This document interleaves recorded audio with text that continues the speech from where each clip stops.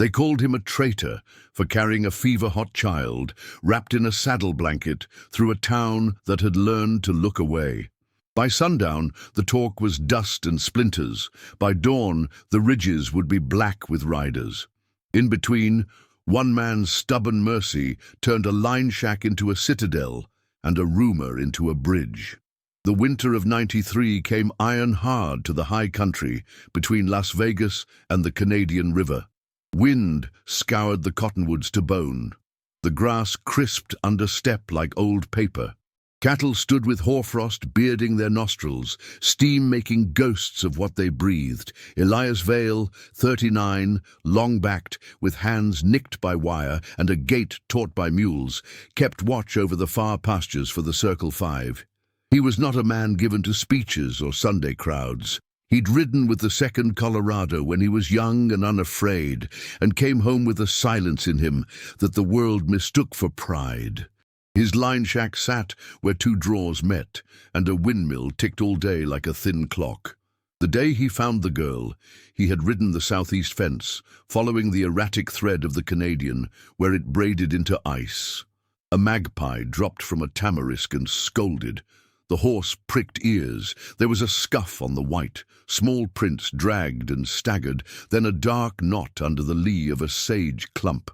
He saw a braid like licorice rope and a hand mottled purple from cold.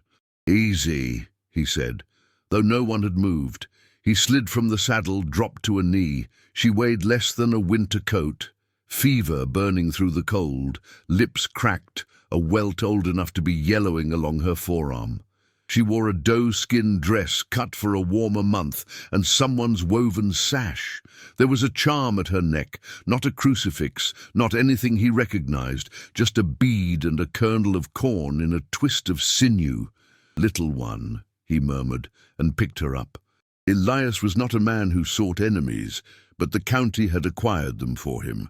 A posse, a month earlier, had charged a band of the people, the word folks used when they were trying not to say hostiles, with stealing a steer from a free graze herd, and 2 white boys had died in the confusions that followed. The town hammered its fear into law, and the law set bounties into the mouths of men who had never plowed a row. He knew what it meant to be seen riding with a child from those camps. He snugged her to his chest and set his horse toward the shack. The place was 4 walls of cheap lumber, chinked with a man's best intentions. A bunk, a stove, a nail for his hat, another for his regrets. He tacked a blanket to the north gap to keep the wind from listening, then set about the simple miracles: fire, water, heat. He had bacon ends and coffee, beans in a poke, flour in a tin. He thawed the ice at the pump with embers carried in a bucket and filled the kettle. She woke to cough and flinch, clutching the charm, eyes flat and slick with fever.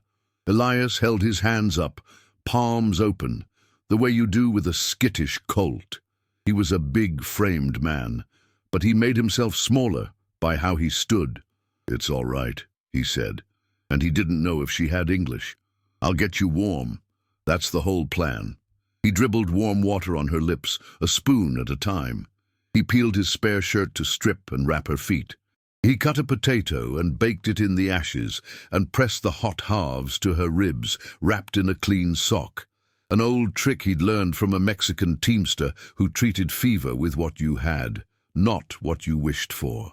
Through the thin wall, he could hear the wind right on the plains. He said, without meaning to, "You're safe, little sparrow." And she shut her eyes as if she understood that word, if not the rest. It was near dark when he wrapped his scarf around his face and stepped outside. He stuck a splintered stake by the door, tied to it a strip of red calico, and hung beneath it a strip of gunny sack tied in a square knot. A signal, the kind men who'd traded far knew how to set. "No threat here. A child inside. Come if you wish." The sky was a beard of stars that did not care about signs or men. He went back in and sat the watch. At midnight she vomited the little he'd coaxed into her.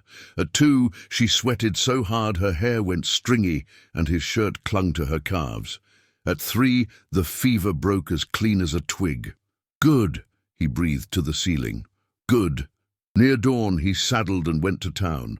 The Circle 5 was 20 miles from anything like a clerk. There was a general at the mouth of the arroyo, a laundry that made steam on winter mornings, a church whose bell cracked last spring and never got a new one, and a saloon that kept its warmth even when the world forgot how. He tied off in front of the mercantile and stood a moment, gathering whatever it is you need to go into a room where you will be unwelcome. "Morning," said Mr. Hart, who had the heart of a tally book and glasses that flashed like ice. He looked over Elias's shoulder for the trail behind him. "You want coffee? Flour?" "Laudanum," Elias said. "Willow bark if you don't have that. Linen rags, kerosene, and a sack of rolled oats if you can spare it." Hart's lips took their time. "Laudanum's for paying customers with respectable ailments. A fever don't ask for references." Elias laid coins the color of old straw on the counter. "I'll pay." Hart didn't reach for the money. "Who's sick?" "A child." "Whose child?" "A child." "No, what kind of child?" Elias did not answer. The answer was in his coat, where a strand of black hair had stuck to the wool. It was in his eyes, which would not glance toward the fort or the whitewashed offices where a sheriff would dress up fear and call it duty. The room cooled. "Sheriff's office is next door," Hart said. "You should tell him. If it's one of them from the canyon, the army'll want it. Can't have them stealing beef and then getting nursemaid service from the Circle fee." Elias's jaw flexed under his beard. He had no wife left to teach him how to sweeten his words when they needed to be swallowed. "I'm buying medicine for a sick child. You can help, or you can be the man who refused." A woman came from behind the bolt of muslin, wiping her hands on her apron. Mrs. Hart knew the book of her husband's face, and the note in Elias's voice, and the pages between. She took a small brown bottle from the shelf and slid it into a paper twist, then set beside it a bundle of clean cotton and a strip of willow bark tied with twine. "It bills to me," she said, and when her husband sputtered, she added, "and comes out of my eggs and butter so your ledgers keep their dignity." Elias touched 2 fingers to the brim of his hat out of a reflex that had never left him, not through war, nor famine, nor the thin years you wear like a coat you can't grow out of. "Thank you." He had turned to go when the swing door slapped open, and Sheriff Dugan came in with a gust of talk before him. Dugan was a straight man, whose badge claimed he made crooked things right. He carried himself like the kind of friend who never brings a casserole, only an opinion. "Heard you found something," Dugan said without preface. "Found weather," Elias answered. "Same as you." "This about a kid up at your place?" Dugan planted boots and let the words travel for him. "Word runs faster than a horse." "What kind of word?" "The kind the fort pays for." Elias could feel how the store had filled up with men between sentences. A ranch hand with chapped lips and a winter cough. 2 boys who liked to stand where news might be born. The postman with ink on his fingers. Hart, who had become a piece of furniture with a ledger for a spine. Mrs. Hart, whose hands worked without needing to be told, and whose eyes were now elsewhere. "I'll bring you trouble if she dies," Elias said. "I won't bring you a child." Dugan's shift in weight put his hand nearer the iron at his hip.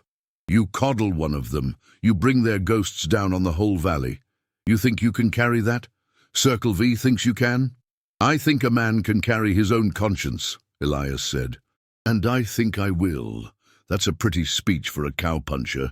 "It's a short one for a lawman," Elias answered. It could have gone hard, right there with the stove tick-ticking, the winter pressing its face to the window, if Mrs. Hart hadn't dropped a pot with a clatter that made everyone look, if the postman hadn't sneezed and made it human again. If Sheriff Dugan hadn't learned in his first year the name of every widow within 30 miles and understood what it cost to bury a child, no matter whose. "Daybreak tomorrow," Dugan said finally. "If the army asks, I didn't see you. If you bring trouble to town, I'll see you and then some." "I don't bring trouble," Elias said. "It finds me same as it finds you." He left with the bottle and the bark and the gauze and the oats, and on the way out Mrs. Hart's hand touched his sleeve, as if to anchor him to more than the wind. Back at the shack, the girl slept hot and deep. He gave her drops of the bitter and followed with water. He stewed a weak broth, rich in patience if not in fat. He kept the fire soft and steady. Midday came with a dull sun, like a lantern behind a curtain. Elias took a knife to a plank and made a little figure out of soft pine, a horse with stub legs and a bravely raised tail. He set it by her hand when she woke, and she looked at it as if it were a message from a language she remembered in her bones. He touched his chest and said, "Elias." He said it again, simpler, tapping his shirt. "Elias." She watched his mouth, then made a sound like a creak over stones. He could not catch it. She touched the charm at her neck, bead, corn, twist of sinew, and said a syllable he also could not keep. He nodded anyway. Some words you don't keep in your head. You keep them in your hands. He fed her oatmeal, sweetened with the last of a weathered apple and a thumb of brown sugar. She slept. He sat by the door with the Henry across his knees and thought of all the fences men built because they were afraid of looking in the mirror. Toward dusk, he walked out to the edge of the draw where a cottonwood leaned like an old man listening. He tied a strip of red again, and beneath it a different knot, the kind the traders called a mercy knot, the kind that said, "A child here, safe, come in peace if you come." When night fell, coyotes test-read the dark with their thin voices. The windmill ticked. The girl coughed and went quiet. Around midnight he heard something beyond the usual catalogues of prairie sound, the muffled thock of a hoof set down with care, then another, and then the long-held breath of a horse who has learned to listen before it eats. Elias did not reach for the rifle. He reached for the lamp and turned its flame low. They came on foot, 2 women wrapped to the eyes, and a man behind them with a bow, where most white men would have a rifle. The older of the 2 women stood in the doorway without asking to be asked, and looked long at the child, then at the stove, the water, the blanket tacked against the wind. She spoke to the other woman in a language that rolled and folded. Elias lifted his hands again, palms open. He pointed to himself and said, "Elias." He pointed to the child and then made a little cradle in air with his forearms and rocked it, the universal way to say, "I have kept what you love alive as best I know." The older woman's eyes were black and unreadable as wet stone. She stepped forward and touched the girl's forehead, then the charm. She looked at Elias again and inclined her head. It wasn't a bow. It was acknowledgement. The man moved to stand aside, making a pocket of space in which a thing could happen without the world watching. The younger woman came like a hush and knelt. The girl's eyes fluttered open and then softened. She said the creak sound word again, and the younger woman answered it with a word like shelter. The older woman turned to Elias and set a bundle on the table, dried meat, something wrapped in buckskin that smelled of sage, a small pouch of pounded corn. She touched the bottle of laudanum with a distrust learned by generations, then touched the willow bark with a nod. She said a word and patted her own chest, a gesture like a promise. She tapped the doorframe twice and pointed toward the hills. "Morning," Elias said, unsure if it meant what he meant. He gestured, sun rising. She made the same arc with her hand, this time sharper. His eyes followed the imaginary sun to the ridge, and in his mind he saw it black with riders. He didn't know whether the picture was fear or a sure thing. They left with the girl while the stars were still awake. The younger woman scooped the child as you would scoop water, careful, taught by scarcity. The older woman put her palm on Elias's shoulder, quick and firm. Then they were gone, feet making no more sound than sifting sand. At daybreak, the town would want to know what he had done. At daybreak, the riders, if they came, would want to say what could not be said, with words either side would trust. Elias poured coffee and drank it black and hot, feeling the bruise that would be that day on the inside of his ribs. You don't take in a child like that without making a promise you can't unmake. He waited for the sun's edge and whatever it would bring. The rider came first, like a knot at the horizon, and then like a seam. One becomes two, two four, four a line that makes the ridge look like the back of a sleeping animal breathing. Men with hair braided and faces set in the work they carry, women among them, not hidden and not diminished. Older ones who had seen too many winters to take a sunrise for granted. Below them, farther off, a scatter of townspeople in Sunday coats over weekday resentments. Someone had rung a broken bell anyway, and the sound made itself pathetic and brave. Sheriff Dugan rode up slow to the line shack, not like a soldier, but like a neighbor who might have to borrow a shovel. He had 2 deputies with him. Hart from the store had come to see if his money had been spent foolishly or nobly. Mrs. Hart had come because she did not trust her husband to read the page right. A preacher from a little clapboard church held his Bible like a pass. "Where is the child?" Dugan asked. "Back home," Elias said. "That fast? They walk faster than your telegrams." "You shouldn't have done it," Dugan said, but the sentence lacked its own spine. "You told me at daybreak you didn't see me," Elias said. "It's daybreak." On the ridge the line halted. 3 riders came down, and with them an older woman whose eyes were the same wet stone dark as last night's. She was barefaced to the cold and without a weapon that a white man would respect. The middle rider carried a pole with a cloth that was not a flag, no stars, no stripes, no cross, no eagle, just a band of color and a pattern of small marks you'd need to stand close to understand. They reined up 10 paces out, a distance that seemed to suit both sides' sense of what was wise. The younger of the men had a scar like a crescent laid down his cheek. He wore a silver at his wrist, stamped the way traders stamped it and the way his people belonged to silver before that. He looked past Dugan to Elias and then to the doorframe where the red strip still hung. The older woman spoke first in her own language, and though none of the town could pass it, the weight of it fell like a blanket over the hard chairs in their minds. The younger man translated, not to the sheriff, but to Elias. "She says you kept her child alive with good water, good heat, the bark that works, not the bottle that sleeps men," he said carefully, testing the English out of his mouth. "She says she saw the mark you left, the mercy knot, and believed it, though her son died believing white men lie. She says you made a thing that cannot be undone." Elias nodded. "I made no bargain," he said. "I did what my mother would have smacked me for not doing." "Udim." The man listened and turned the words back into his own tongue, but he didn't make them pretty to carry. He gave them straight. The older woman made a small sound, not laughter, something like recognition. Then she held up a bundle that Elias recognized from last night, now different because of what it carried. She unfolded a piece of tanned hide on which lines had been burned with a hot twig and paints. Barberry, soot, something blue that made Mrs. Hart's breath catch. "It is not a treaty," the man said almost apologetically. "Your paper loves treaties and breaks them. We bring something else. We bring a road. This," he touched a straight line burned into the hide, "is a path from the river to the salt place your cattle drink. It is ours when the rains are scarce. This," he tapped a second line, "is your trail from spring to fall.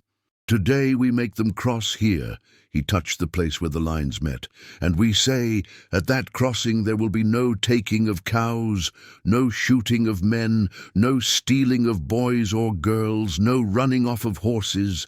When we come, we will hang this," he held up the cloth on the pole, "and you will hang your mercy knot. We will pass, you will pass. We will look away from each other's shame, but not each other's hunger. We will not bring what you fear to the crossing, and you will not bring what we fear. Your sheriff can be there or not. Our old women will be there whether he comes or not.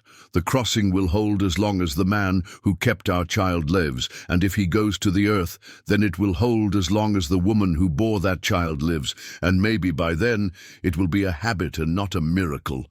The preacher cleared his throat like a man who had swallowed too big a piece of bread. "This is irregular," he said. Mrs. Hart elbowed him with a mercy she had learned in other rooms. "So was a baby in a manger," she muttered. Sheriff Dugan's eyes were on the hide. He had 2 sons and a daughter and a bill from the dentist. He had chased cattle through 3 winters and buried men, for reasons that looked like reasons, until the wives arrived. "If I say yes," he asked, not yet committing even to the wind, "what keeps your wild ones from breaking it the first time liquor gets into them, or ours, and then we're back here with more stones on the hill?" The younger man did not look to the older woman for permission to answer. "It is not legally binding," he said, choosing the words as if he'd borrowed them and had to return them unchipped. "It is bound to a grandmother's name and a man's face and a child's breath. You have law. We have shame. Both are ropes. Which one holds better out here?" Elias, who had been willing to be shot over less, felt something like a door in the room open to a bigger room. He stepped forward 3 paces, hands still down, palms out. "My name is on it," he said. "Use it. If one of ours breaks faith, you tell me first. If one of yours does, I will tell you first. We will fix our own. Sheriff, can you stand a thing that lives or dies on men instead of paper?" Dugan glanced at the ridge, with its long black seam of riders, and at the cluster of townspeople whose chins stuck out because everything but a chin was scared or tired. He took off his hat and smoothed the rim where a crack would form if you did that too often. "I can stand what I can explain to my wife," he said at last. "And I can explain this better than telegrams to a fort that will send boys who don't know which way cattle drift in a blue norther." He turned to the men behind him. "Any of you wanting this to be a fight can leave your guns with the preacher and come back at noon for them. If you keep your guns, keep your mouths shut, we're going to see if a grandmother can do what a colonel can't." There was a shifting as when a herd decides in a heartbeat which way is safety. The deputies unhooked their thumbs from their belts, which was their way of saying all right. Hart blinked, as if the ledger had moved items from one column to another without asking him. Mrs. Hart's shoulders dropped. The older woman stepped forward and took Elias's hand, palm to palm. Her skin was dry and warm and steadier than his. Then she let go and walked past him into the shack, uninvited and yet not rude, and put her palm on the door frame where the red strip hung and laid her cheek to the wood, as if listening to the sap. When she stepped back, she tied a small bundle above the red strip, a little twist of grass with a bird's feather and a stitch of blue thread. She spoke, and the younger man translated, "We mark this place not as ours or yours, but as where a child did not die." They brought down gifts, not theatre gifts, but the useful kind. A quartered pronghorn slung over a travois, a rolled-up rug that smelled of sheep and sun, a clay jar sealed with pitch against rain, a small bag of salt. They did not kneel, and they did not apologize for existing. They made a circle without calling it a ceremony, and the older woman cut thin meat and placed it on a hot rock by Elias's stove and handed him the first piece. He ate it with the grave attention food deserves when it is also a message.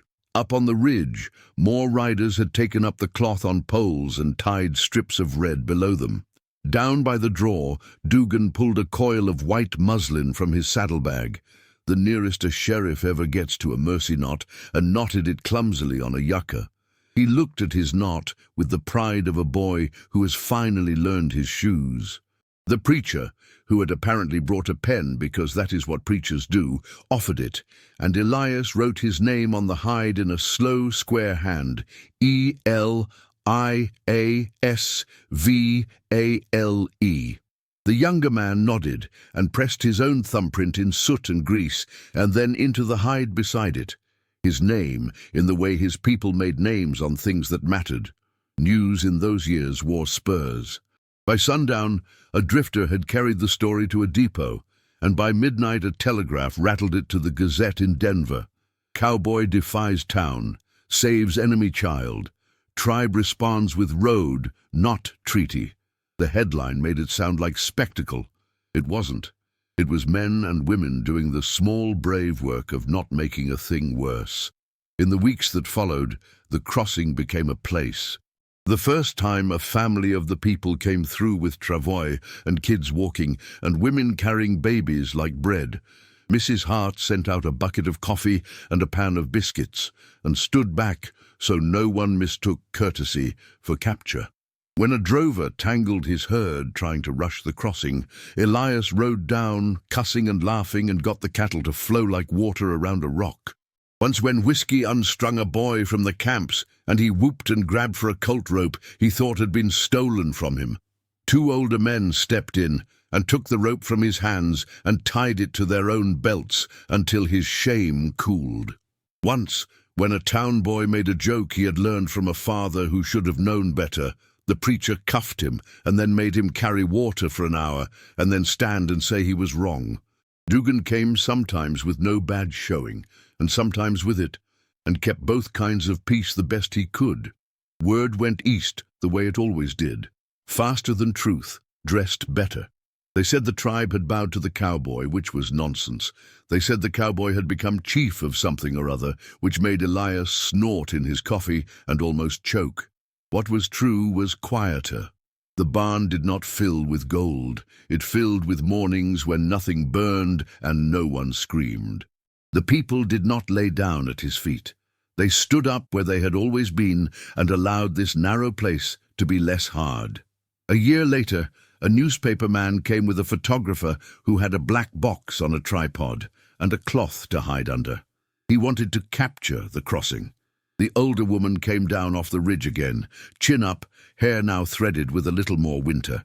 The man asked for her name, and the younger man translated, and she gave him the name she wanted printed, which was not the one they used at home.